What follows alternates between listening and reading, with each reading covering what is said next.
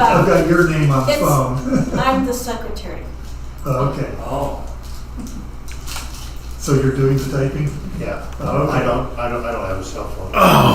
That's what I thought. Yeah. I did all the calling, but she's doing all the doo-doo. It's interesting because, preaching, I'm still, I know I got to figure out what I'm going to do next week. I've been studying a lot of this and then other things that kind of float around it. So just my brain's doing all this. I'm like, okay, you got to focus your brain somewhere. You got to have a focus on what you're going to say. Yep. I think I have an idea finally, but we'll see. Like I said, a lot of what I I don't want to get too crazy and get off in some place where I'm not. I'm going to come over this subject here when this is what I'm doing. Yeah. It'll still be on YouTube, right? Yes. Because we'll be away. Okay. Next on Sunday. Yeah. Oh Next 3 Sundays. yeah. Next 3 Sundays. Okay. Well, we'll be here this Sunday and then the next Okay. 3 we're not. So 2 Sundays from now I'm preaching, and then 2 Sundays from then I'm preaching. So it's going to go. Will's this week. Will will be this week, and then he's going to Kauai, and then whatever, however you pronounce it. And then I'm preaching. That's the next Sunday, the 9th. Then I think Randy's doing one in the middle, and I'm doing the bookend of that one. So I'm getting a bookend. I get to do. You get a twofer. You get a twofer from me. So there we go. Let's pray, and we'll get going here. Father, we just love you, praise you, and thank you. Just be with us, send your spirit on us, and guide us in our discussion and in our sharing together.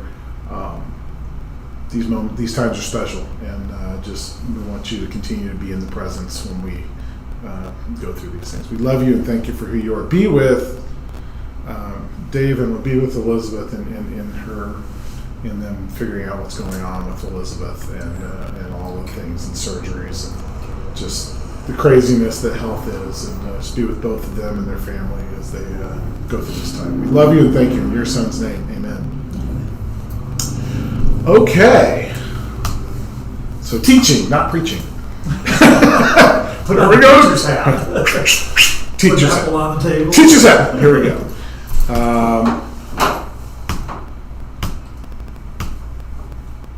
Get through to where we are. So just quick, let me explain. No, not too much. Let me sum up. We're in the Galilean ministry. In terms of chronology, it kind of begins with Jesus finally kind of calling the disciples that he's going to have around him, or at least start the calling of them. So you've got Andrew, Peter kind of being called officially, although they've been talked to a year before, but now here's the official call to Andrew, Peter. Who else was called at that time? James and John, called kind of at the same time. Sometime the year before was Philip and Nathaniel. So those two are probably with him at this point. And eventually we get we're going to get to Matthew. So the definite calling of Matthew. And then it kind of just, after that, it lists finally, okay, here are the 12 that he really cared about, but here are the 12 that he's really focused on, and it kind of brings the whole 12 together. We don't get a lot of story about the other disciples and how they came to him. So I think we're trying to think of if there's any story about how the other disciples came. Not really. Either Judas, you don't really hear about. Who else is in there? So Bartholomew's Philip. So Timothy wasn't a disciple there. Who else was? I'm trying to think of. Thomas was in there. There's no real calling of Thomas that we understand, and a few others. So we're in this stage where Jesus is kind of he's been doing his things. I've definitely been teaching, but he's becoming much more focused in his teaching, and a lot of the words coming up to this was what was it talking about? What was he saying that he was going around? I don't have it up there. Well, I guess it is there. So he's going throughout Galilee doing what? Proclaiming the Kingdom of God. Kingdom of God, the good news of the kingdom of God. We say, in the gospel, we've talked about the fact that we have a connotation to gospel now because we have the benefit of chronological snobbery. But at the time, What are you saying? huh? What are you saying? Chronological snobbery. You know what that is? That's I know it's C.S. Lewis. Yeah. But I read through that part of me almost was going to go into some of that and It's the preaching. idea to that the time now is the time. No other time counts. no other time count. Well, do you think our world is in chronological snobbery right now in terms of the world? Yeah. That's all they do is look at past history through the lens of what's going on today. It's like, okay, And that's they judge the past by the way it is by now. today's standards. So the example of that is judging, early America, that they had slaves. Well, they should have known better. Right. It was everywhere in the world, and, how could all those people, this chronological snobbery, The we chronological. look back at them and judge them based on the way it is now. Right. And in which it's a complete fallacy to do. But my question would be, what kind of chronological snobbery do we have even in the church? Is there levels of chronological snobbery that we tend to cling to sometimes at times? Whatever the current fad is. We like current fads in the church for sure. Obviously, God's blessing us and all the other blessings that happen in our life. I would include in the chronological snobbery American snobbery. We tend to think, American Christians tend to think we're the only Christians in the world, And we've got it figured out. and we've got it figured out. When where there's only 350 million Americans and there's 7 billion people in the When you world. go out to do missionary work, you try to convert them into American lifestyle. You got naked natives, you got to make sure you get clothes on them right away. You know they're not embarrassed by it. We like a lot of that, and I include that kind of chronological snobbery. I think we look at the Old Testament a lot of times through the lens. Like we really don't understand what's going on a lot in the Old Testament because of our current modern thinking. It's very difficult for us to think in terms of what goes on. And to be fair, the Old Testament sometimes can be very rough for me. I try to put it aside, try to see the light in there. When we read our method of really reading the Old Testament is what right now? What's our best? What do we do as Christians when we read the Old Testament? What's our typical? You read the New Testament into it. We read and typically we read Jesus into everything. Okay, is that bad? Not necessarily. It's not. That's It's kind of simplistic. right. It's not bad because there is a lot. I mean, and Jesus did that. One of the things that amazed me was a lot of the references that Jesus makes, that the gospel writers make towards the Old Testament, is some pretty, not to say far-fetched, but there's some pretty big leaps being made. So these idea that we make these leaps to bring in the Old Testament and read Jesus into it wasn't begun by us. The gospel writers did that. Jesus even did that at times. I mean, he sat there, opened the scroll of Isaiah and said, what? Yeah. Today I fulfill this. Today I fulfill this. I mean, he reads right into it and reads himself right into the story. Just boom, right out the gate in the Galilean ministry. So he's going through Capernaum and the areas of Galilee, teaching the good news, and it's basically causing what with people? What are people seeing about his teaching? It's not like they've ever heard. It's nothing like they've ever heard. It's amazing. It's truly good news. And the good, what's the biggest good news to these people? What is the kingdom? What is the kingdom? Why is it good news to them? What are they seeing for the first time? The teachings. They're seeing teachings that's really relevant to them. Includes them. That includes them. It's more on their level too. It's on their level. That's It right. offers hope. It offers hope. Jesus turned the world upside down. The people that were supposed to come were coming. The ones that weren't supposed to come were coming. So Jesus turned that around. He's flipping this around. I mean, and I hope for the hopeless. My brain keeps kind of moving on to the hope for the hopeless. There was a special place in Jesus' heart for the hopeless. I mean, and in our cultural snobbery, okay, we see success in the Christian world a lot of times through the eyes of the world. We have done that, and it's a challenge because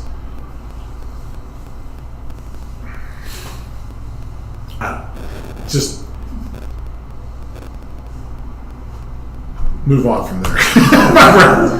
my brain's just it's one of those things of, you know, do I look at the blessings or what I believe is blessings in my life and understand that there's something more in some people, and I've been gifted with something now. We've and I say it's me, but also we've been gifted with blessings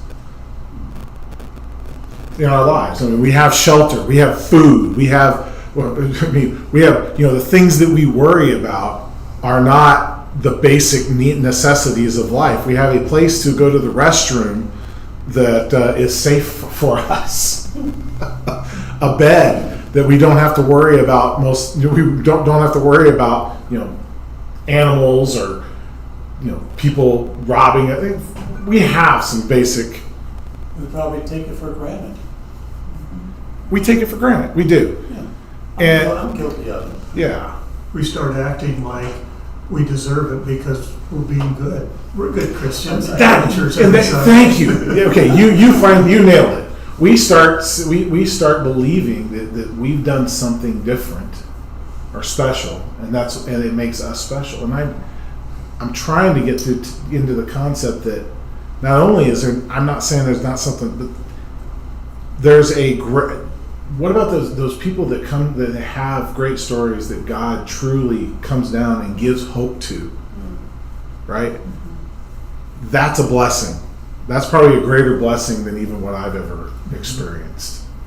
You know, because to truly sit there and say I have felt hopeless, completely hopeless in my life, wouldn't be very accurate. I'm not saying I haven't had times of lesser hope or things, but I've never been destitute in a ditch, you know, with no place else to look. You know, I haven't had that kind of hopeless. And a lot of these people that we see Jesus come across, these people were truly 100% hopeless. We're going to meet a couple of them. So he goes in and he speaks in the synagogue in Capernaum and does what in that synagogue? What does he do in this? He casts out a demon. So A, there was a demon in the synagogue. We talked a lot about that. And B, he casts him out in the synagogue. And C says, hey, don't tell anybody. And the demon really doesn't tell anybody who he is. We talked about the fact that Satan doesn't fear religion. He doesn't fear these concepts of right and wrong and all. I mean, he'll get you going and he'll get you coming. He's either going to get you in your pride that you're doing everything right, or he's going to get you in shame that you're doing everything wrong. He's going to get you either way. He's got you, and he loves religion from that standpoint, because religion will do both. Yeah.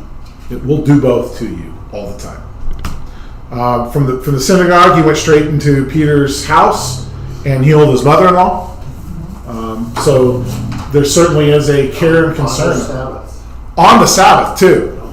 So he casts out a demon on the Sabbath, because that's where he's at, which would be considered wrong according to what? The law? Was that wrong according to the law? No. It was wrong according to Jewish tradition. Wrong according to tradition. I mean, what greater rest could someone have than being rid of a spirit in their life? What greater rest could Peter's mother have had than being healed?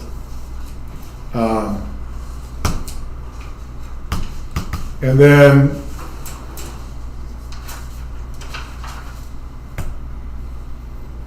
he placed his hand. And it got busy for him. It got busy that night. He got busy. All of a sudden that night. And again, the funny part is he does these healings on the Sabbath, but everybody's too scared to come out on the Sabbath with all their people, so they're not quite completely hopeless, I guess, and desperate. So, but in the method of their religion, sun goes down, they're out, and he's healing that night.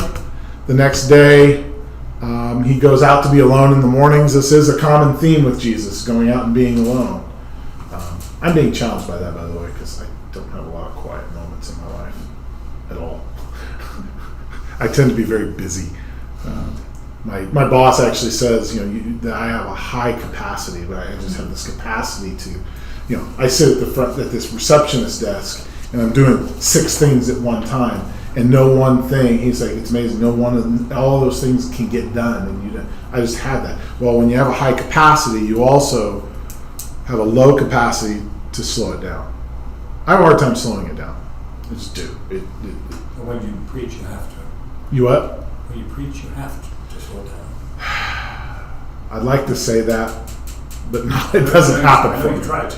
I try to, but man, one of the things I try to do when I preach is I try to, okay, got everything together. I go down into the basement in a room and I actually do the sermon on Saturday night to get through, find out timing and stuff. That's probably the slowest that I go when I go do that. But I'm being challenged in that realm because how do I slow it down? There's something to this slow down thing I still haven't figured out yet. Human emotion. Anyway. Less coffee. Or caffeine. Now you're just hitting below the belt. Sorry. Just a suggestion. As I'm looking at a 44-ounce solar pot next to you, full of caffeine. Foul of caffeine. Wonderful caffeine deliciousness. Anyway. Well, I appreciate it that you have all this energy because I'm slowing down now. Yeah. So it helps me. Blessings and curses. All of us are gifted with something, and all of us I've always been have. slow. You what? I've always been slow. And that's a blessing. I'm contemplative. Right. I'm not in a hurry to do anything. Yes. When he reads, he's fast. What's that? You read fast. You read fast. You go slow. You read fast. Okay. That's where you have to slow down. I appreciate you telling me that. Jesus goes off and he's alone, but he's not really alone. Well, He's with the Father. He's with, and that's true. And there you go. I mean, when we go off alone, that is who we have the. I mean, what a great concept for, in terms of good news for us. Good news. So if you are going before the Lord before you preach or teach, and you talk too fast, you talk too slow, God will bring it about so where it needs to be. So that you're saying talking with pace. You speak. I think the amazing thing that happens when you teach and God's truly moving in you is that He uses you despite you. I mean, there's skills and things that are in there, but the way I feel when I preach is I thank God that He used me despite all of the problems and issues that I have. Best way of putting it. Because somehow it came together, somehow it Those worked. are problems and issues for Him. They're not. In fact, I think I would have to say, and this is the opposite thinking of of our times and stuff. God's greatest movements is when we are at our least, because He is at the most. So, I'm not saying I don't want to be the most prepared and just have it already, but I do think that there is a moment where I do want to feel, God, this is on you, and this is not on me. That your best stuff tends to come when it's just Him. Yep. And it goes. I don't know where the line is because I don't want to just go.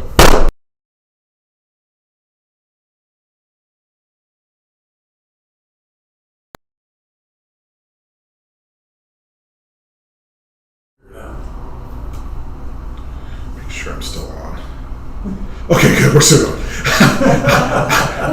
I tried to make a point by shutting it, and I went, "Ooh, bad idea." I was wondering about that. Yeah, bad idea. I went bad idea on that front. Where's the line of preparation versus allowing God to work? I don't know. I do know this: when you feel the most inadequate is typically when God works the best in you. I read Pastor in Flagstaff. He memorized his sermons. So he just. Yeah, I don't. Yeah, memorizing your He sermon. arranged them very well and whatnot, but it was like it wasn't convincing. It doesn't. Those tend to not connect, right? When I teach or preach, whichever one you want to talk it, I try to connect with the people that are very important to me. Is people reacting to me. Head nods are huge. Smiles, grimaces, How about these?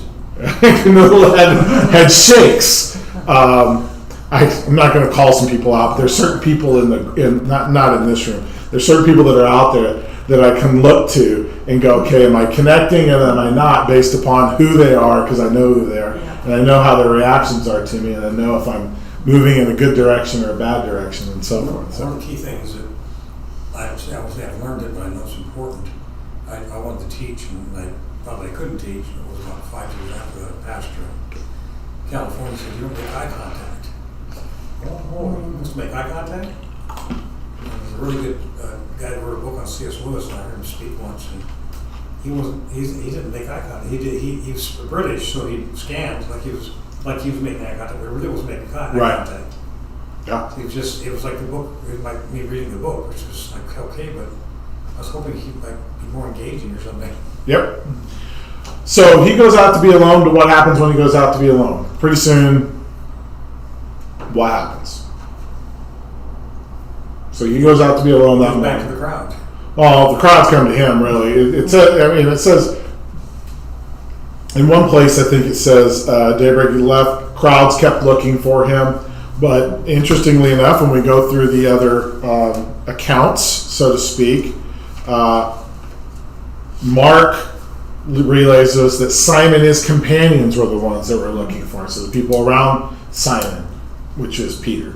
So it wasn't just the crowds that Luke said, but it was Simon and his companions from Mark. Mark says, hey, people come.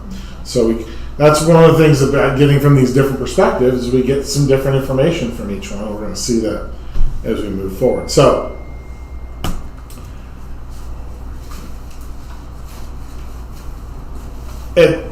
we have been following kind of a chronological and what seems to be about a day and a half worth of episodes. So now we're going to start getting to the place where we're not going to be real sure that this is the next day or the next month or the next week, but we're going to get to the stories that are going to be told. So Matthew 8:1-4. And if you don't have these, I can give you these again.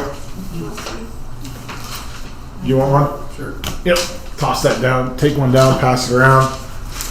Do you have sheets? Did I give you the sheets last week? Yeah, but I'll let you know. Got it. Here. Oh, got it. Perfect throw. So Matthew 8:1-4, which would be, I think, 2 sheets in. Yeah. 2 sheets, 3 sheets. 3 sheets in. So Matthew 8:1-4.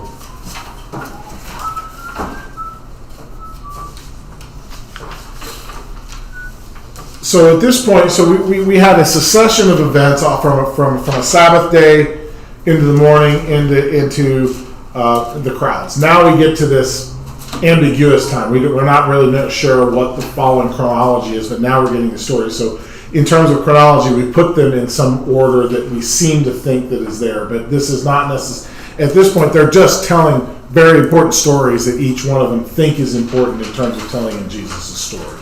Does that make sense? Mm-hmm. I'm also being struck by the fact that our concepts of time does not link up with God's concept of time because God created time. In fact, a lot in the Old Testament, one of the things about prophecies in the Old Testament, when you read through the prophets, when you're reading the major and the minor prophets, time does this.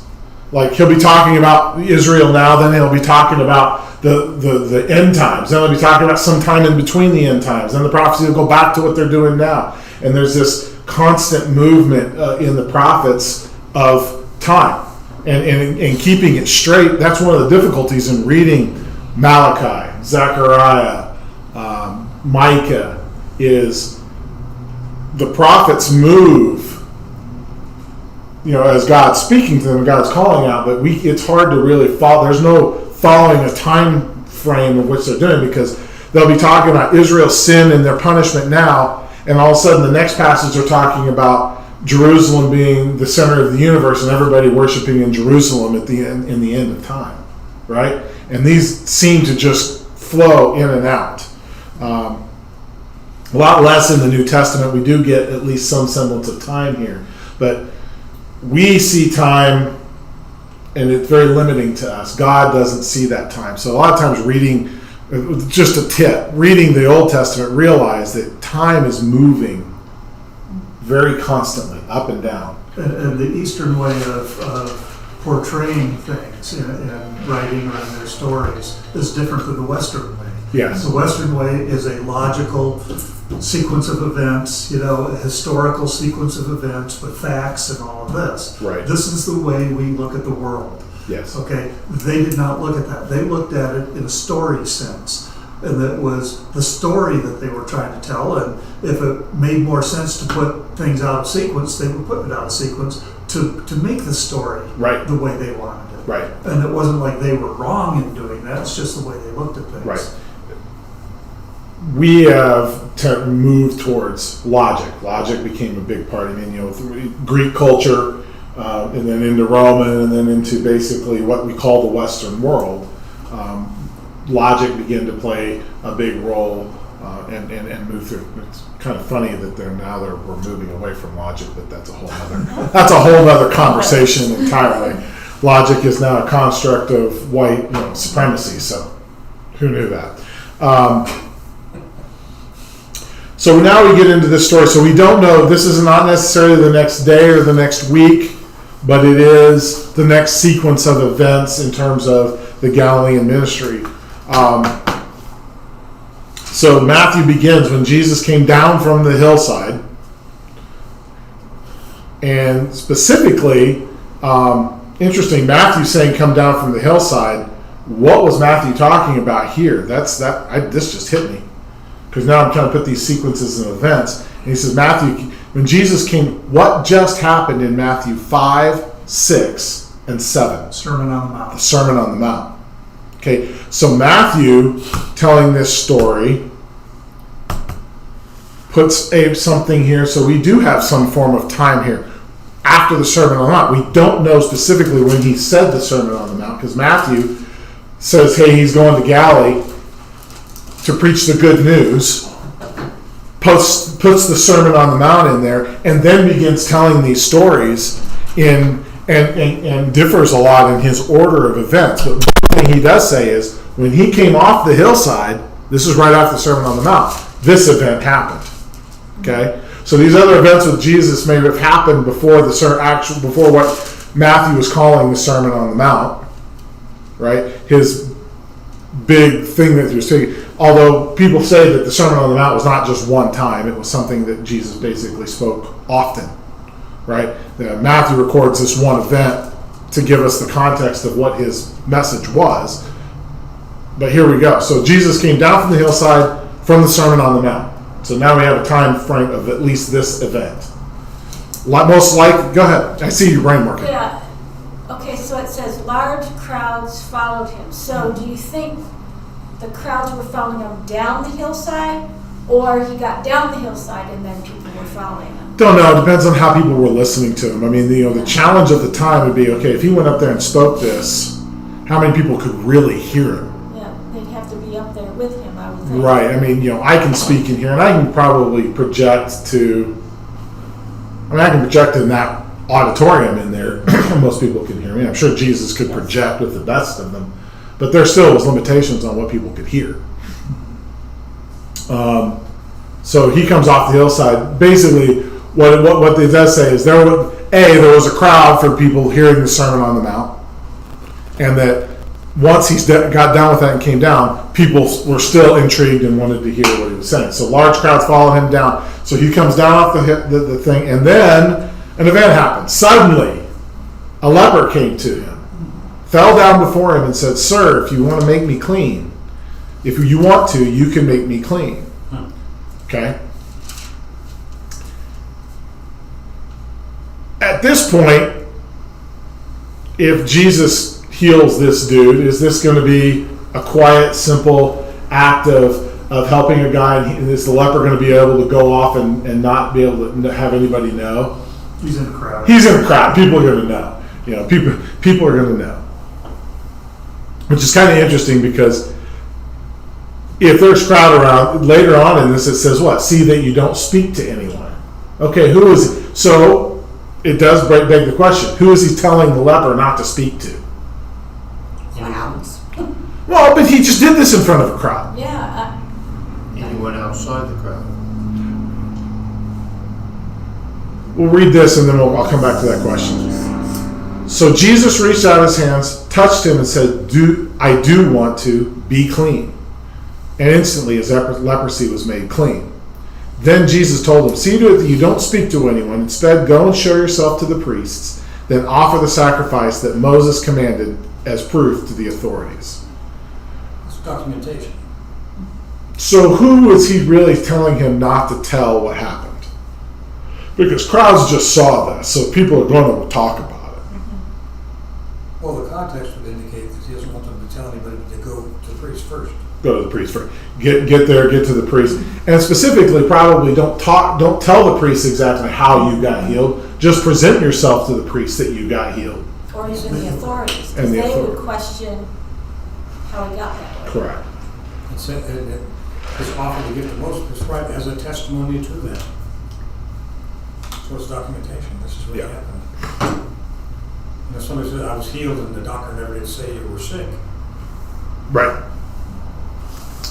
And they had to have gone to the priest first when they got to leprosy, because that was prescribed by law that you need to do that. And then they said, yes, you have leprosy, go and hide yourself someplace. Second question. How often do you think the priest actually dealt with somebody who was healed of leprosy? 15 times. Each priest? Never. Yes. I mean, this would have not been this would have been probably very, very, very, Yeah. very rare occurrence. What do you mean you got healed of leprosy? What are you talking about? What am I supposed to do? I'm over here just killing lambs, eating some bread. What do you mean? Because that's what the priests were doing, right? What they do? They barbecued and they ate and they toasted some bread. That's what priests did, Yeah. right? And all of a sudden here comes a guy going, hey, I just got healed of leprosy. Help me, show me to be clean. Whoa, what do we do? Yeah. They start breaking out the book because they really don't know how to do this. So there's an interesting idea of that. See what other questions we can come up with another version of the same story. Mark 1:40 through 45. Then a leper came to Jesus and began pleading with him. He fell on his knees and told him, if you want to, you can make me clean. What's missing from this? That Matthew said. Matthew said he came from where? Jesus came from where? No. The mountain. Does Mark mention that? In fact, I don't even think Mark mentions the Sermon on the Mount at all. I mean, there's a mention of his preaching, so to speak, in Mark, but I don't believe there's any real mention in Mark of the particular Sermon on the Mount that Matthew included. I do believe Luke includes some version of the Sermon on the Mount. I think we call it the Sermon on the Plain. Sermon on the Plain, as it has some differences. But there is a mention of that, whereas Mark doesn't mention the Sermon on the Mount at all. So he just says, hey, and then what happened? Jesus, then a leper came to Jesus, and that came right after, what was the last thing that he did? 34, 35. Papers make this easier. So this was the story right after him being, so Mark said, so the previous passage was Jesus being alone and then coming to get him. So then a leper came to Jesus and began pleading with him. So again, time frame, we don't know how long after or before, but this is Mark's next sequence of events. What does he add here about the leper? What's added here that he didn't, that Matthew didn't necessarily say? Pleading. So he adds the idea of pleading at this point, right? So, Matthew just said that he fell down before him. And you can obviously say if he fell before him, he probably was doing it. But Mark does add the act that he began pleading with him. Pleading, meaning, what is pleading? What's some definitions of pleading? Begging. Begging. Begging,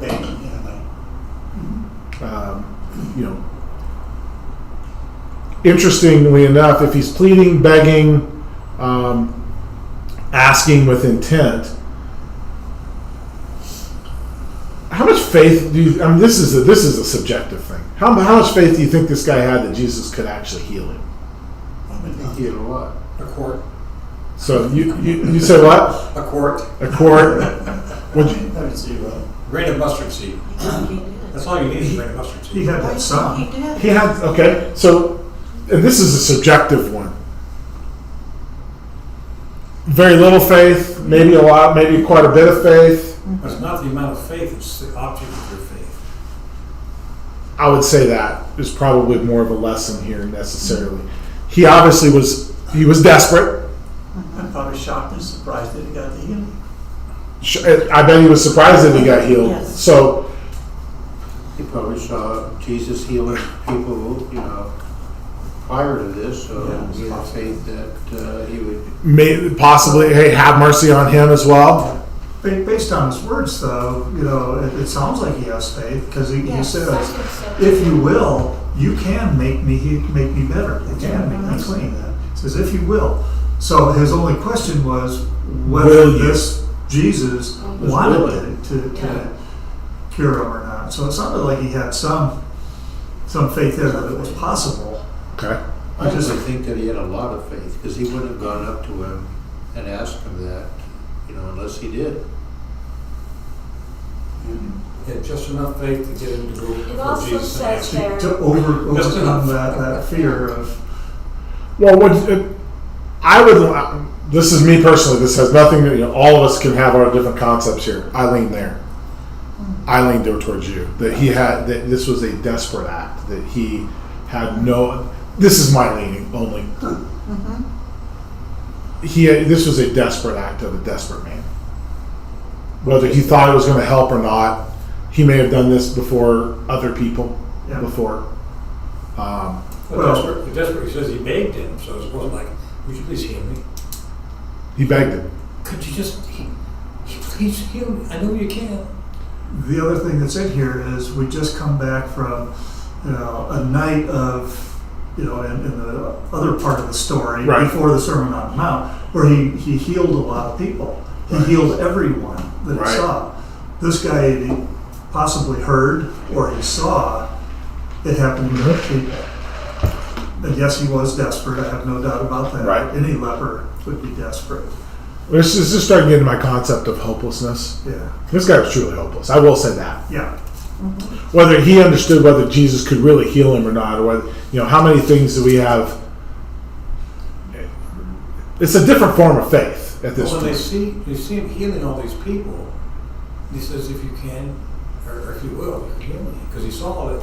He knows what Jesus can because he's seen him heal all these other people, or heard about it. Does he know who Jesus is? Probably not. He Well, doesn't know why he can We do didn't walk this. up to some guy and say, hey, would you heal me? He knew who Jesus was.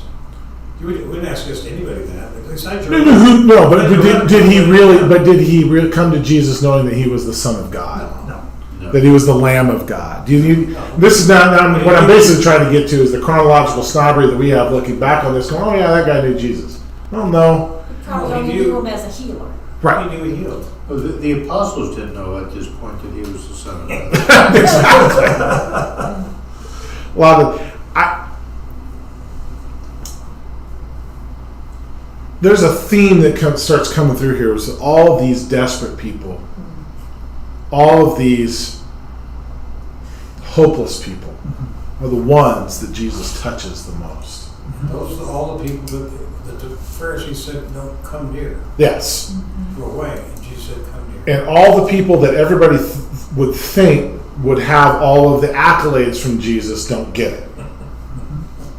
Right? Because common folk would say, oh, look at this blessed Pharisees, teachers of the law, well-to-do, wealthy people in the Jewish society, and even us. We look to physical manifestations of blessings.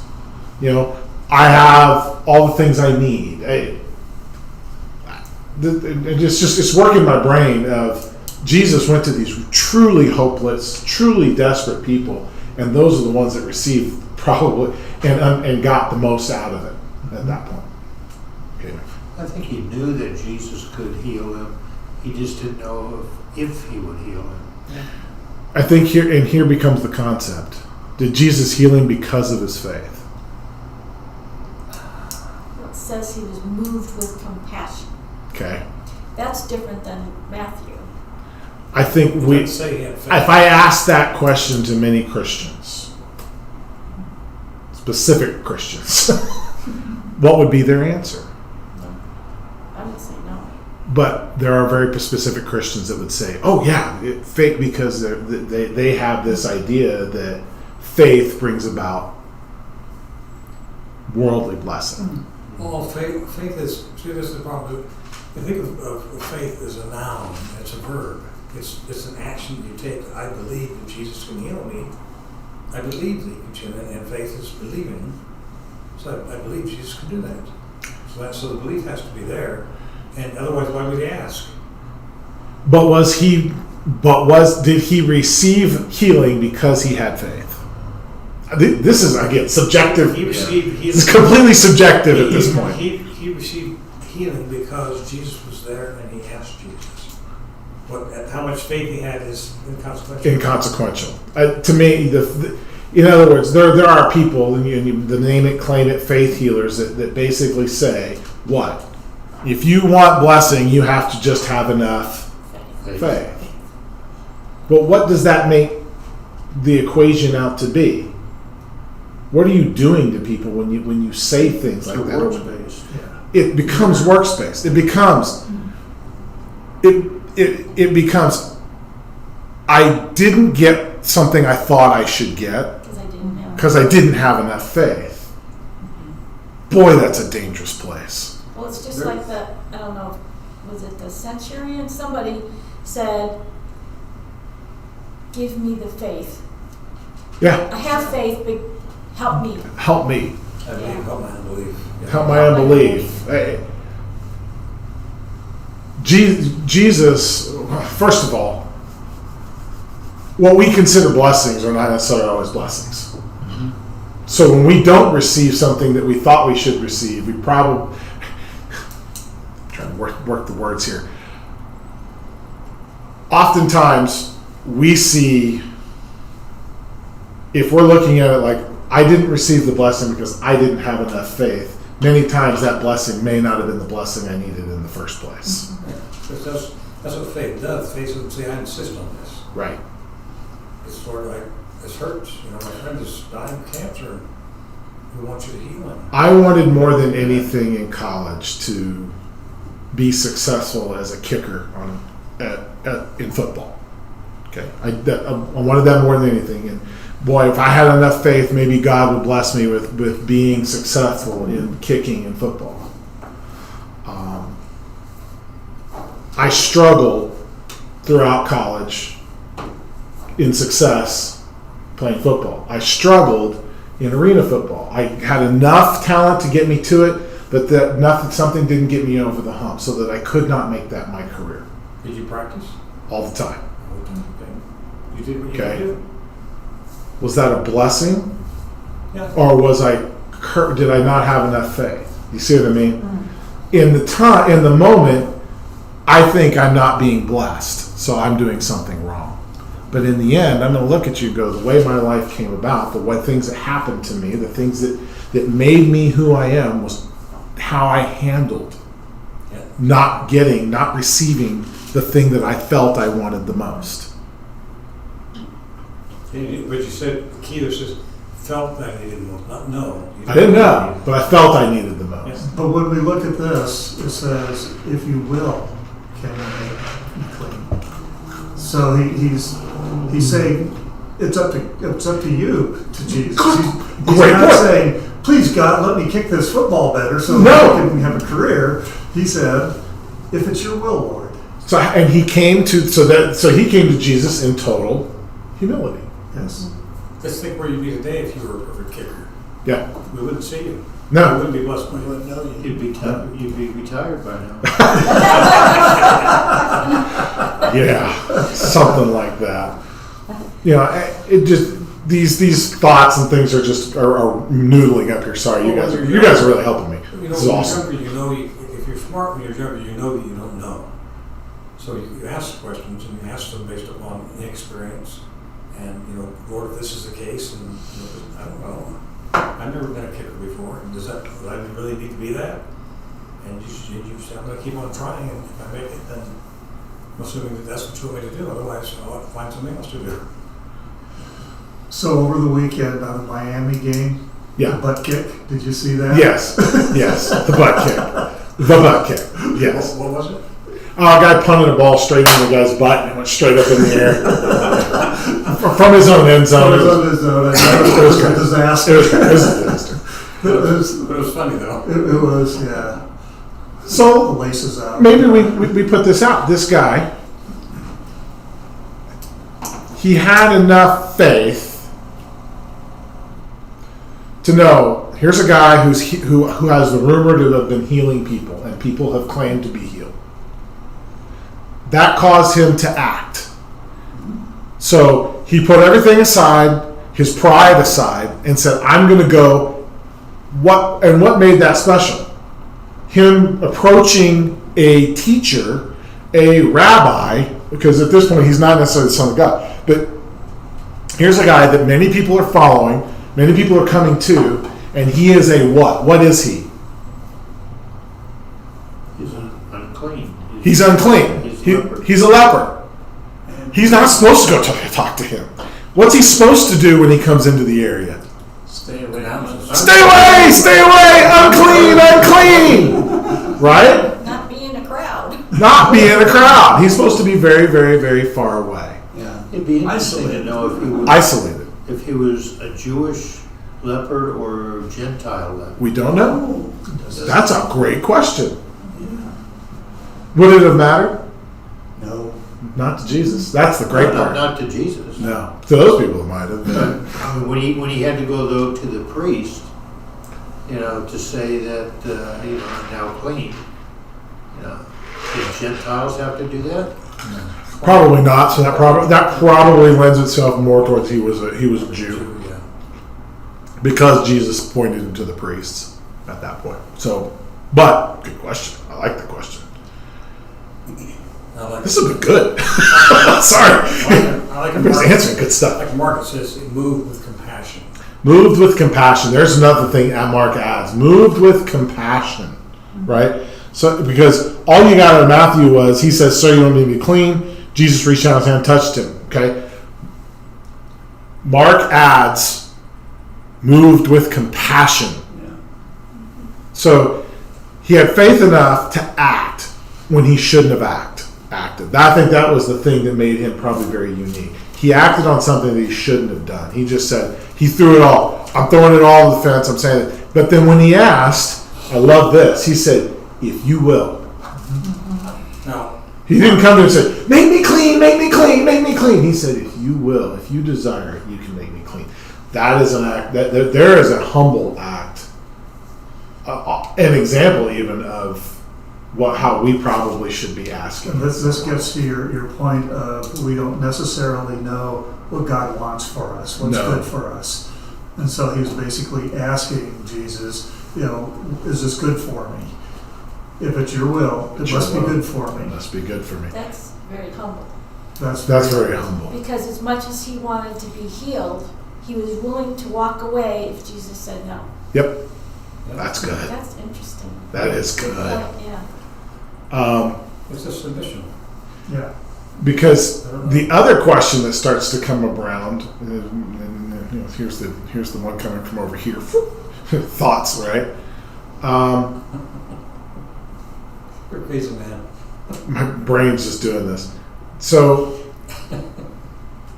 if there was 100 people in the crowd, and you asked the 100 people in that Jewish crowd, this is a good question for you. If I asked 100 people in that Jewish crowd, why was he a leper? What would they have said? Why was he a leper? Why was he a leper? If I asked people of that time period why he was a leper, what would they say? They probably would say he did something wrong. Yes. Absolutely 100%. Or his parents did something wrong, So their perception at the time, and including probably his own, was he did something or somebody did something to cause him to deserve Yeah. the leprosy. People still think that today, though. Yes, they do. That's my point as well. This is the faith, name it, claim it thing, No, but the bad opposite things of happen to that. bad people. That Bad makes things sense. happen to the bad people. Right, why would a bad thing happen to a good person? Right. Makes no sense. So the question would be, That's Joe.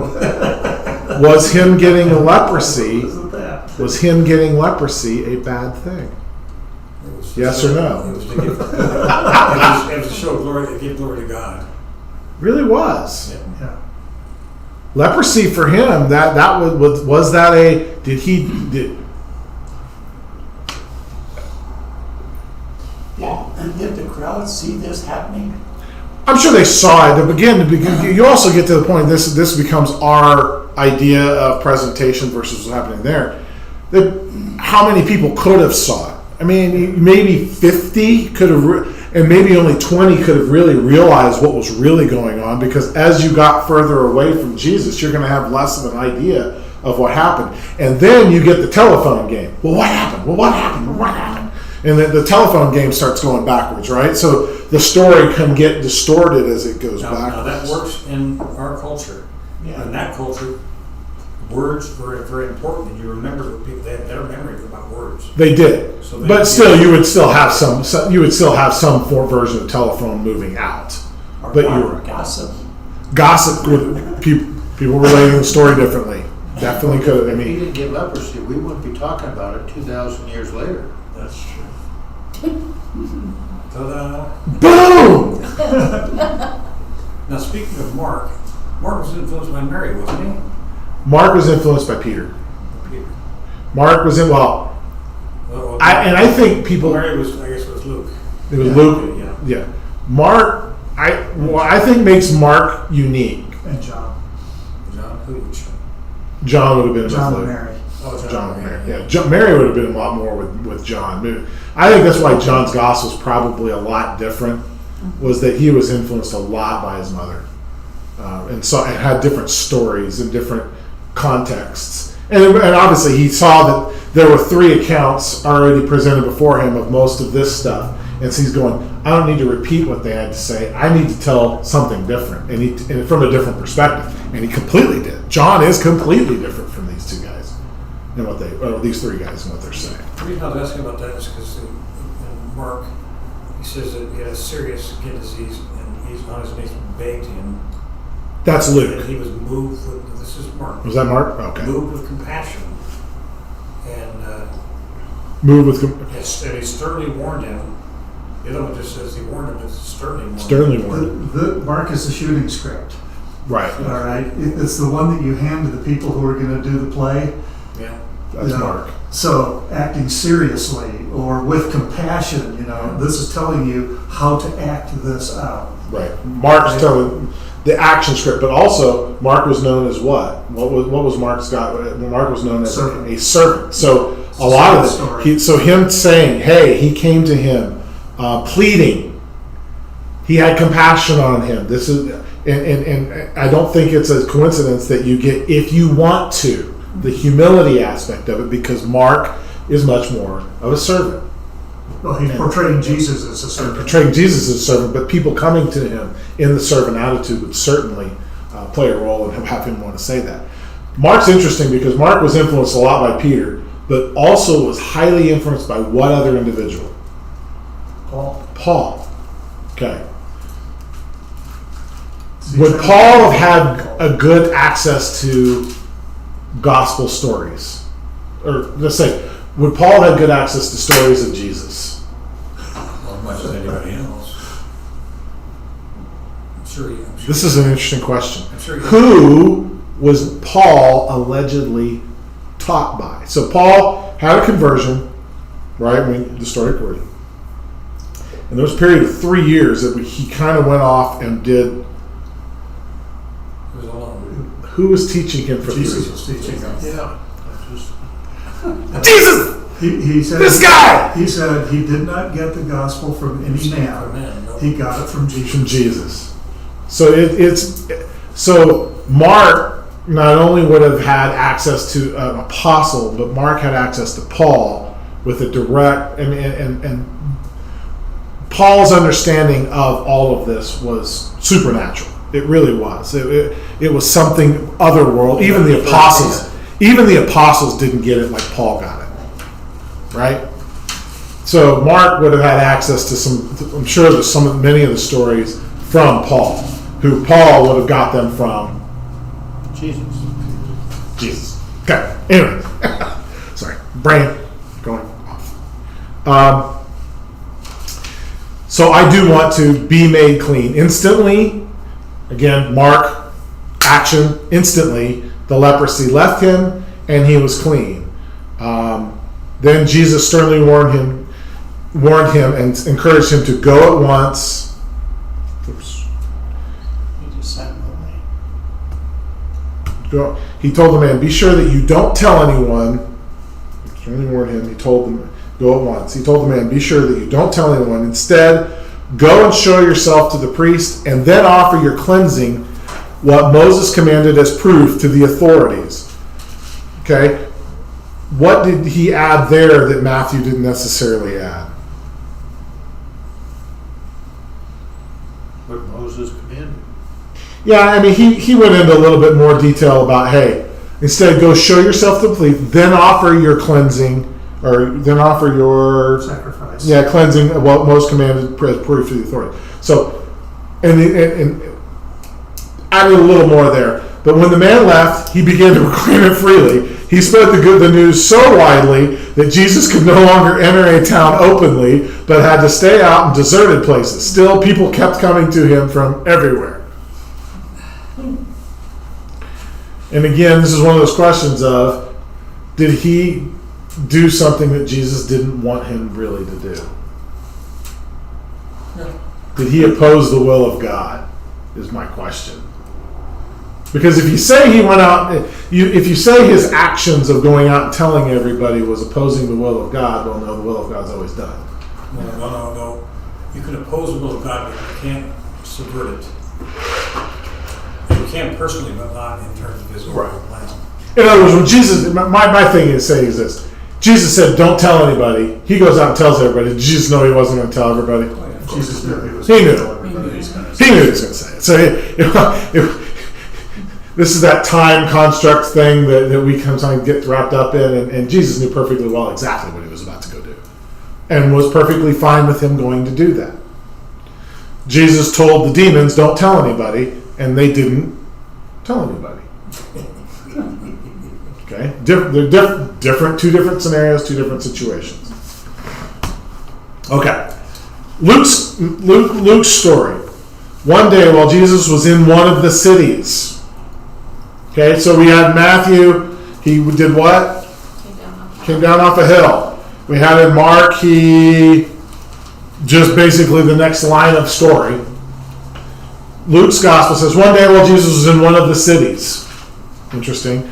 A man covered with leprosy saw Jesus and fell on his face. So what did Luke add here? What's on his face? Huh? No, I know. What did Luke add here to the story? What did we kind of get with the story? What's Luke's addition in this sentence? He calls him Lord. His disease was all over him, it says. Covered with leprosy, disease all over. Luke adds emphasis to the disease. The other two just kind of mention leprosy. Luke adds covered in leprosy. So it gives us the perspective that this was more than just a rash on his skin. Dr. Luke here. Dr. Luke. How important is that? Well, you have to ask the question, who's this letter to? Who's letter 2? Okay, well... Who is letter 2? Who is Luke 2? Who's Luke write to? Luke's gospel was written primarily for who? Well, it's written to Theophilus. Theophilus. Well, Gentiles. but it's written to the Gentiles. Gentiles. And in particular, the thought is that it was written as a letter of introduction or justification for Paul when he went to Rome and had to face Caesar. And that was the explanation Of why? of why. Okay. Yeah. Okay, that max. Okay, so anyways, it's to the Gentiles. To the Gentiles. Okay. Covered with leprosy. And one of the things that's interesting here is what would naysayers say about this man with leprosy? What has naysayers say about the man with leprosy that was cured? What do doubters or I'm trying to think of the word. What do they say about this? Well, they would say that, you know, if it was just saying he had leprosy and healed, well, maybe it wasn't so bad after all, and it Correct. was cured itself. So, and that language is actually out there. People say, "Oh, it wasn't that big a deal. Leprosy at that time was just an irritation of the skin. It wasn't that big of a deal." Luke, I think one of the reasons why Luke says covered with leprosy here was to emphasize the fact that this was more than a dude with a little bit of rash on his skin. This was a full-blown leper, what people would have considered a leper to be. And when you're investigating the story, the more details, that makes you think the story's actually true. Correct. Relative sense. In other words, this wasn't a dude coming up to him that he was obviously, one of the things that I would say is that he was obviously a leper, right? If you just had a little skin disease on you and had a little rash here, people would have been like, no big deal. This guy came to him and something about all of him, which what would a leper look like at that time? What are some signs of leprosy? Scabs, sores. Oh, you should know. Was his white, Flaky the skin. skin was white or something? White and flaky. Anybody else? He'd be disfigured. Nasty. Disfigured. He'd be he'd be disfigured because it actually would, you know, in terms of the rot that would happen. You start losing fingers and toes because of the lack of feeling, and you don't feel. You cut it, it gets infected, and you lose parts of your extremities. What if he was following law? What would his clothes have looked like? If he was following the law or the traditions of the time, what would his clothes have looked like? I don't remember if they told him what to wear. He then had to cover everything up. Things had to be covered, but how was his coverings look? This is actually true. Wouldn't be a robe. It would be very tattered. You had to look. No. You had to. Where do you get that idea? That was actually part of them being of leprosy at the time. A leper had to look the part of a leper so people knew he was. But So that wasn't something prescribed by the law. wasn't law, it was more tradition. It was more tradition. When I say law, then in this case I mean more tradition. But the traditional way was you had to look the part of a leper so people knew you were a leper, so people stayed away from you. So you couldn't be a king and a leper. Correct. So how did he look, or how was he dressed? I would assume that he would have been very tattered. That his it would have been very loose. Number one, dirty. The guy wouldn't have probably Well, loose changed too, his clothes. because you want to scrape your skin. Correct. But The point is, it would be obvious. it would be obvious, and I think that's why Luke put the covered with leprosy. Probably not able to bathe either. Well, they Oh, did. yeah. Because the places in which you would bathe as a leper would also probably be places that other people would bathe, and you wouldn't be going to those places. No, you'd be in a leper colony, city, town, whatever area with other lepers. And you wouldn't be provided with a lot of change of clothes, I wouldn't assume. I mean, you're not going to be well off in this society. People aren't You're bringing. not going to have a job. You're not going to, No, How would he eat? have a lot of friends. you're lucky if you ate. Yeah. Seriously, A lot of begging. A lot of begging. a lot of begging. And begging was tough for a leper. I mean, it was a lot easier to beg if you were a paralyzed man. And you wouldn't want to get close to a leper. You couldn't get close to a leper, so lepers had a hard time even begging. That's where they invented 10-foot poles. A 10-foot pole, 10 feet away. Fell on his face begging him. So this one uses the word begging instead of pleading. It actually uses begging him. Lord, if you want to. And again, I love that. I think that was a great point out. That one was huge. If you want to, you can make me clean. So Jesus reached out his hands and touched him, saying, I do want to be clean. That's a great interaction right there. That is just I think that's an underrated. I think I did hear in some of the stuff I was we underrate that interaction. That's almost one of the commentaries kind of put it, that was the perfect interaction between between a man and Jesus. Lord, if you want to. The simplicity of the story lends to its credibility. It really It does. says he had serious tendencies all over him. All over. What does it say? You make me clean, you reached out, touched him, saying, I'm willing to make any immediately the disease left him. So when you saw that man standing there with all the disease all over him, and Jesus touched him, and there's no word. What happened? What happened? Yeah. Very graphic. Unbelievable, really. Did It's the awesome. other one say he touched him? I think all of them mentioned that he Yeah. touched him. That's actually a part of the story. Yeah. Yeah. See, that's why I love the papers right now. I'm digging on the papers. So Jesus reached out his hand and touched him and said, I do want to be clean. That's the Matthew account. Moved with compassion, Jesus reached out his hand, touched him. So all three of them mentioned that he touched him. That's a pretty unique thing to say he touched him. Why? Why is it unique that he touched him? He's touching. Yeah, it's supposed to touch no leper. He's touching a leper. You touch no leper. That's not what you're supposed to do. But And Jesus what touched him. is leprosy? It does not cause because somebody sinned, but it's caused because of sin. There's a whole So Jesus touches sin. level of leprosy being an analogy to sin. Well, I mean, It's there. what you're talking about is what does it mean to be a human being?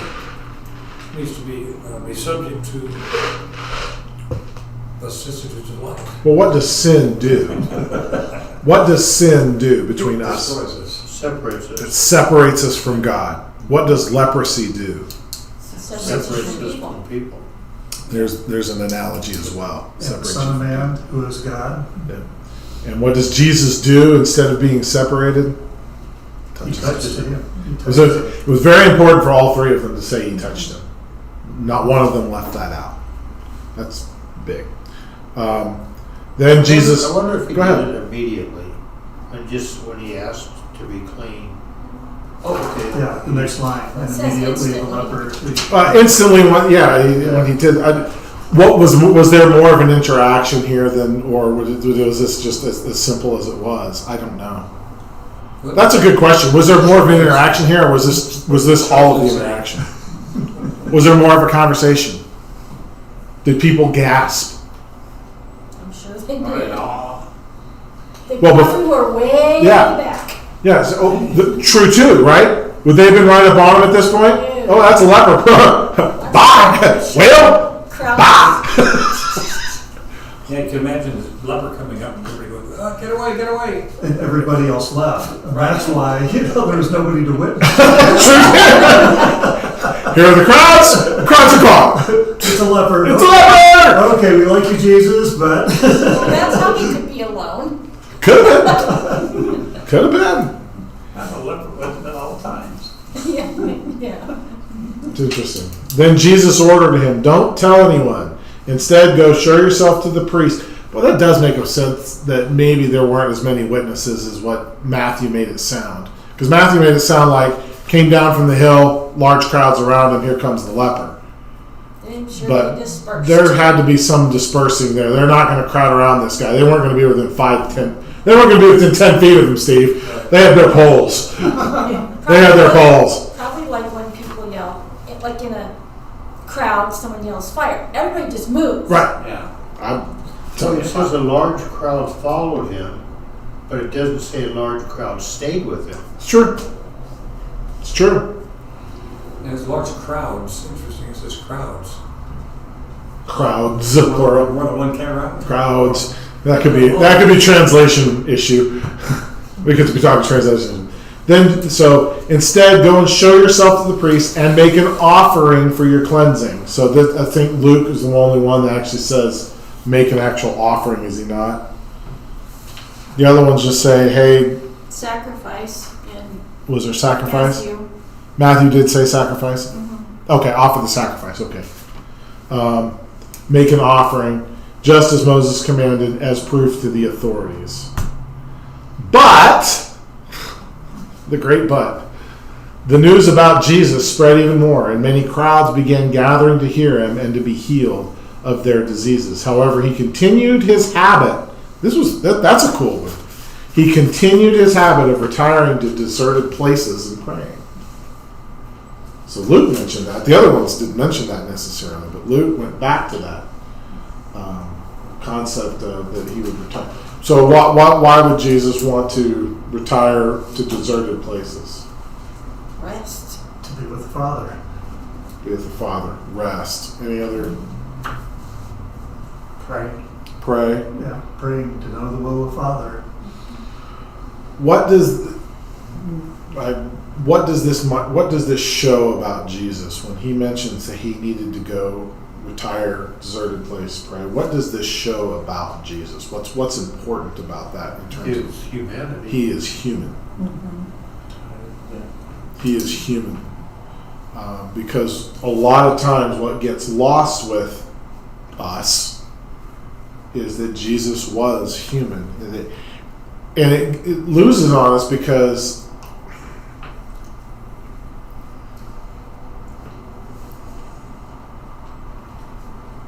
is his compassion really compassion if he doesn't understand what we're going through? He understands more that we're going through than we do. Yeah. So, Hebrews says he's made like his brethren in every respect. So he might be a faithful high priest. I think, the wilderness experience, 40 days in the wilderness, gave him, did he need it? No. It was necessary. Well, it was, obviously, because it happened.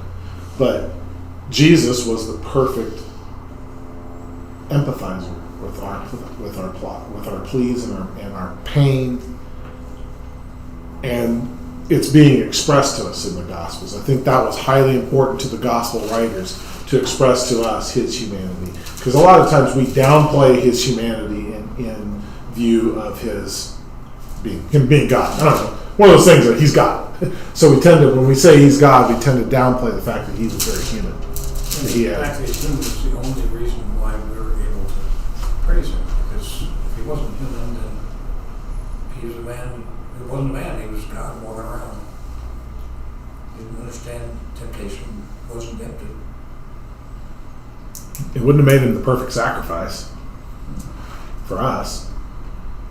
There's a lot about that him understanding us completely, because he walked with us in our shoes. He walked beside, right there. All of those things, the things that we go through, things that we feel, he felt.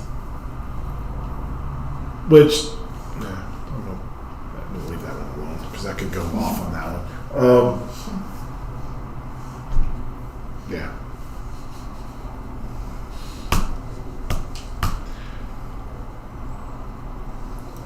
Loud silence. Leper and loud silence, because going off to the deserted places. Anyway.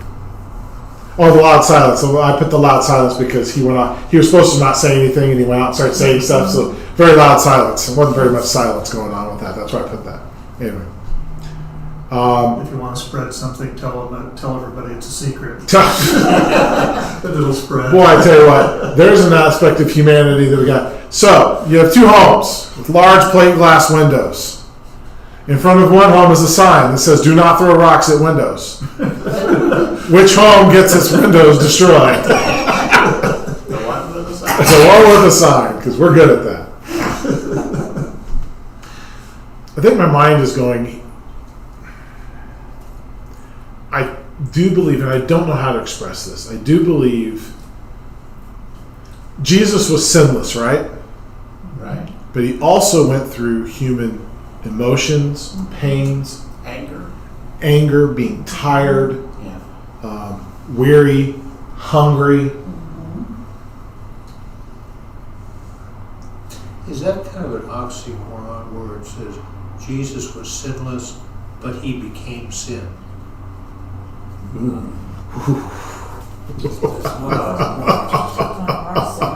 like that. It's a good question. He took on our sin. He took on our sin. Yeah. He didn't commit the sins, but he took the ones that we did. He identified with us so much that what was our sin, he became sin. Here's one. So sin does what? What do we say sin does? Separates us from God, right?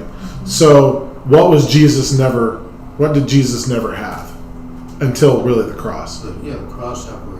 Separate, but he was never separated from God. That's part of what one of the things that drove him was had him have the capability of moving through all of the human aspects of what we go through.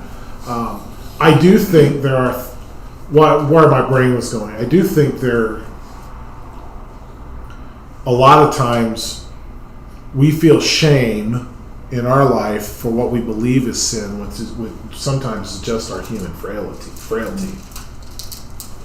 Does that make sense? We blame ourselves for certain things when there are certain emotions and certain things that are going to happen when we're sick, Yes. when we're frail. Our thoughts aren't sin, our actions are. Some thoughts can be Thoughts can be sin. Yeah. It's going to be there too. But I can't about something doesn't make it that you did it. Yeah. No. Temptation. Temptation. Well, but I look at a woman and I've already committed adultery in my heart. No. Not just look at a woman. Look at a woman to lust after her. Well, yeah, It but says it. Because it's not like I see Susan. It's like if I see a woman, I go, Yeah. oh man, Yeah. I'd like to be with that woman in the wrong way. I'm beginning to have, I'm going through the stuff I went through with my dad specifically, when I watch people with Alzheimer's, when I watch people with dementia. When people begin to start to fail.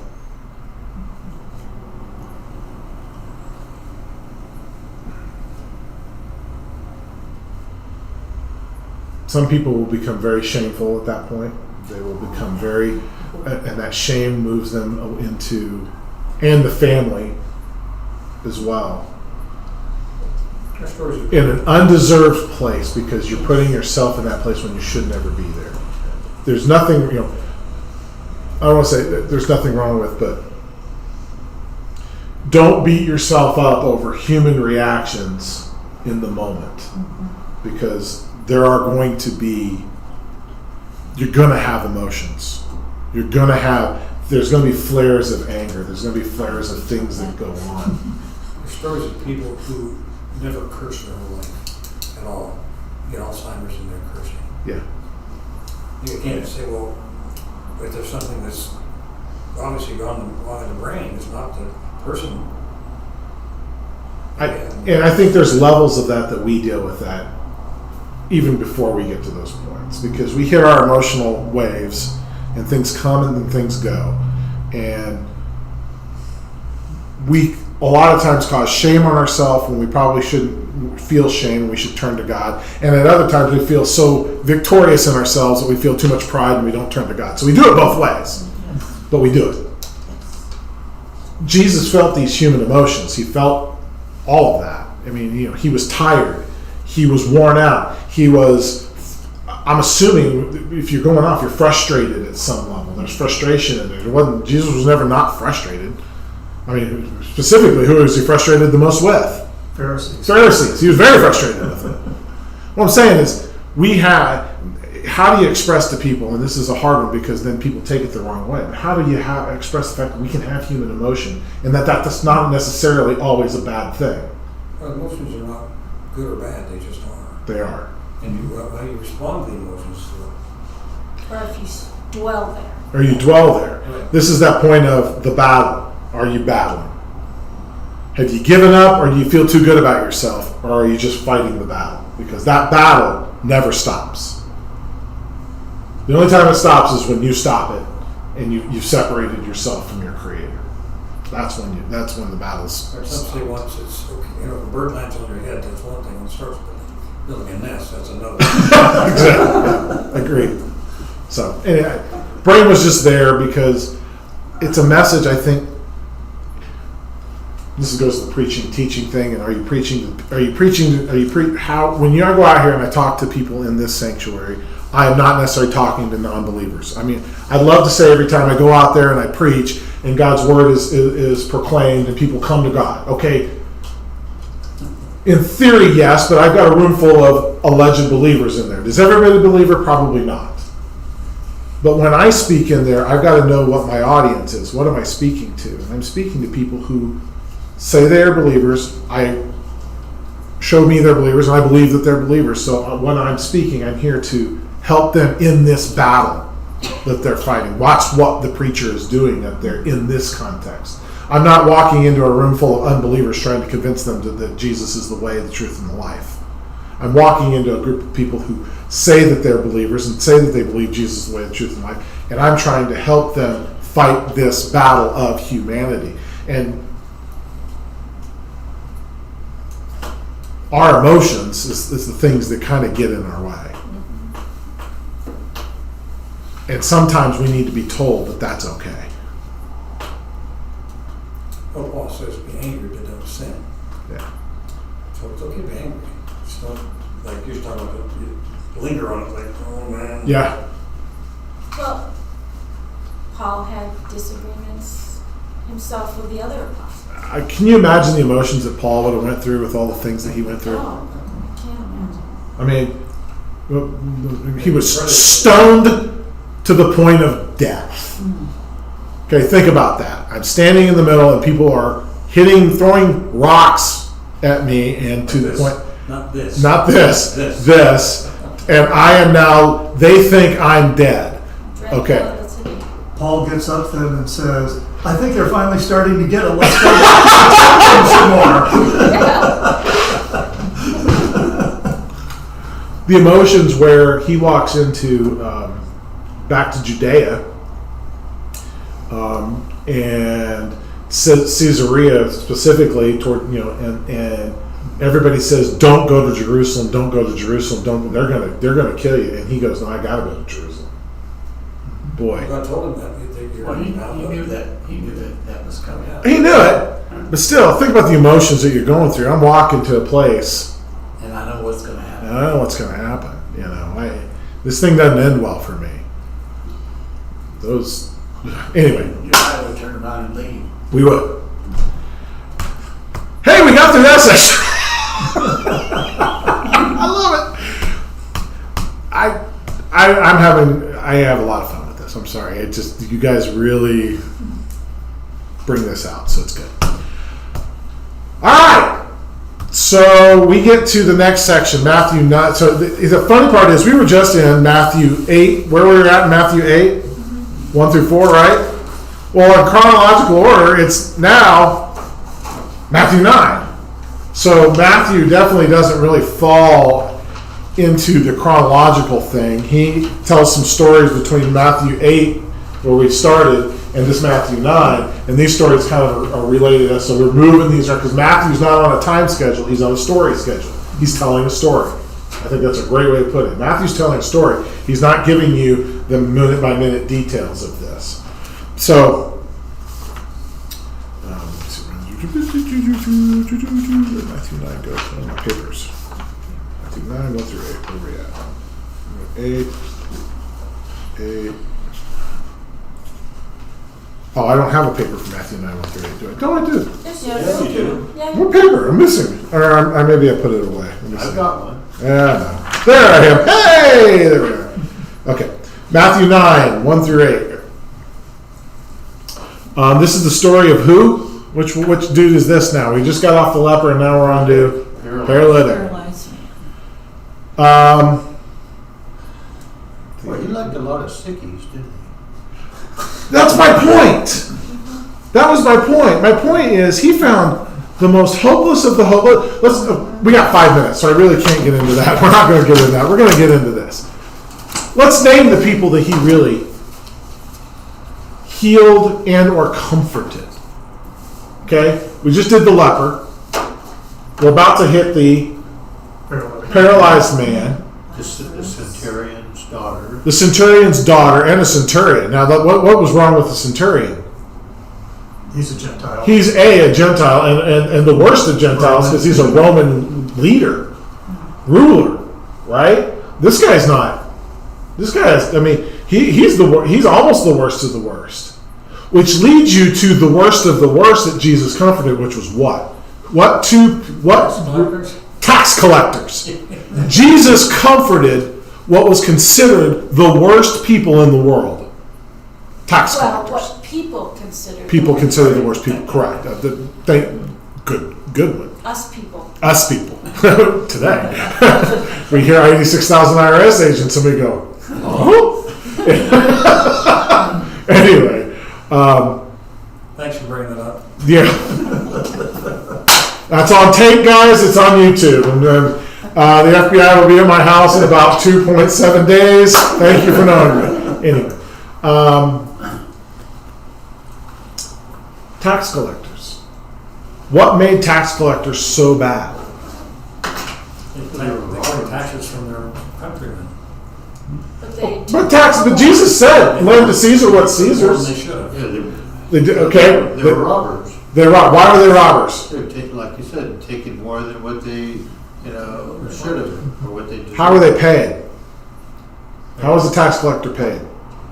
From the Roman government? Well, from the amount of money they got No. in taxes. From the Yes. extra money they got. It was the Roman government didn't pay a tax collector. The Roman government said to made the agreement with the tax collector, you provide me this much and whatever else you have, you keep. Oh, okay. There was a pay plan of an individual at a dealership in town. I'm not going to say a name or the dealership, but the dude's pay plan, he was the general manager of the dealership, and his pay plan was write the owner this much in money, and whatever was left, you got to keep. That was his pay plan. Now, my question to you is, as a dude running a dealership or running a business, what do you think his priority in that business What was? did you say you did? His pay plan was this.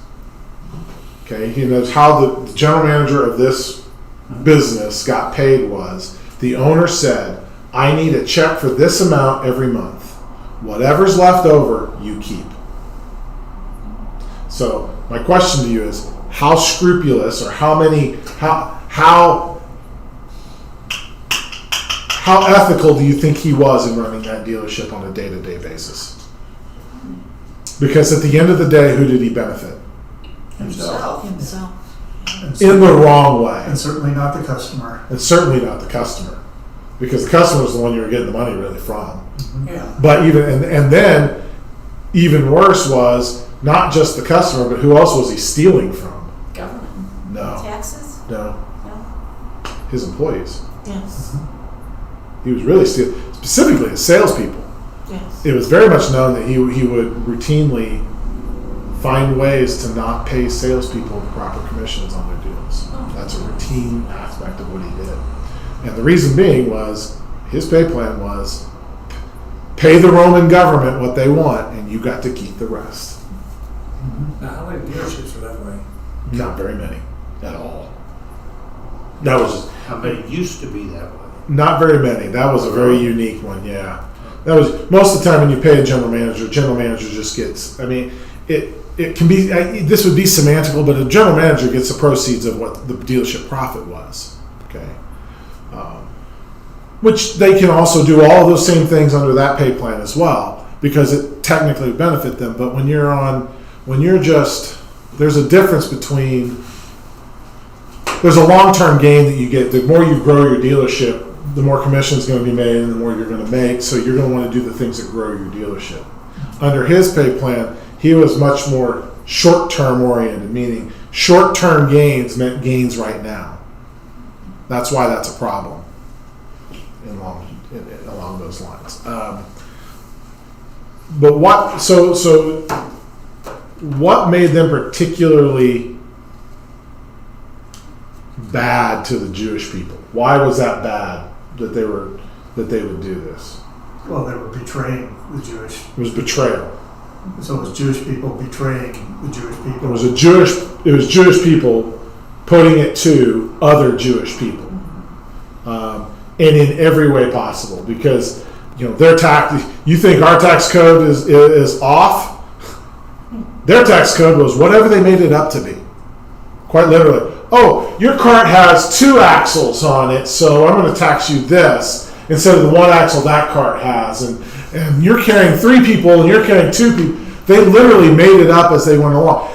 What was the standards by what they would make it up? By what standard would they make up how much taxes someone would pay? How much they thought they could get out. How much they thought they could get out of you. Right? That's what made that particularly problematic. But in sum up of all of this, look at the people Jesus either healed and or comforted, and it wasn't people of current high reputation. All low reputation, all with problems according to current societal norms. You know, just I'm being pushed in that direction of. You made a comment also, you or Steve or somebody made a comment of particularly the leper, how the leprosy was a symbol of sin. Yes. Okay, and you could exchange that for all of these. The paralytic person, why was he? You know, why did the centurion? Why are the tax collectors the way they are? Because they're evil. It's sin. Jesus came to them not just because they were paralytic, leper, and all that, but really all of us are sinners. Yes. And he comes and touches all of us and heals us all. All we have to say is, if it's your will, I know you can do it. He wasn't. I think you just closed out my sermon. Did you just do that? I think you just closed out my sermon. That's my thesis. That's my closing argument. What he's doing is he's dealing with the consequences of sin. Yeah. He has leprosy because of sin, not his own sin, just because. Well, sure. We live in a broken world Why is the world broken? because of sin. Because of sin. Yeah. Okay, that was amazing. That's why Jesus didn't come into the world to condemn the world. Yep. For all that we forgive them, they don't know what they're doing. The reality of sin is we don't know what we're doing. Don't often, if in these areas, we ask for prayer from all kinds of places. I'm going to ask Sue. Would you pray for us? Sure. Yes, thank you very much. Our gracious Heavenly Father, we are just in awe of your word, and we are just such privileged people to be able to study together, read your word, compare the word, and just get such insight. We are just so privileged and blessed. I thank you for Josh and all the work that he puts into this, and just pray for him and the others as they'll be preaching while Will is gone. We pray for Will and his family as they're gone away, that you give them a great time of blessing and renewal. Give us a great evening and get us home safely in Jesus' name. Amen. Amen. Be with the people in Florida. Yes. Yes. Yeah, absolutely. Not to make light of it, but a dude 3 weeks ago in Naples, Florida, bought a McLaren P1. Ooh. That is a $1 million car with 900 horsepower. What's the commission on that?